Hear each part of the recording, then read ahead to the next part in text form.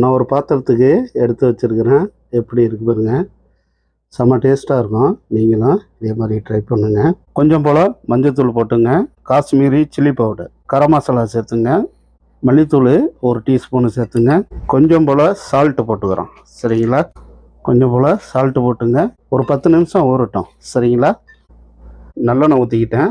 அந்த ஆயிலில் போட்டது மாதிரி இருக்கும். நல்லா பொரிஞ்சு வரட்டும். பட்டை மிளகா போட்டுக்கிறோம். கருவேப்பிலை போட்டுங்க. கலரு மாறட்டும் வெங்காயம். சரிங்களா? 2 டீஸ்பூனு எண்ணெய் பிரிஞ்சு வந்துடுச்சு. இப்போ என்ன பண்ணுறோம்னா, பழமாக வெட்டி வச்சுக்கிறேன் சிக்கனை இதோட சேர்த்துக்கிறோம். இந்த மாதிரி செஞ்சு சாப்பிட்டு பாருங்கள். ஓப்பன் பண்ணி பார்ப்போம்.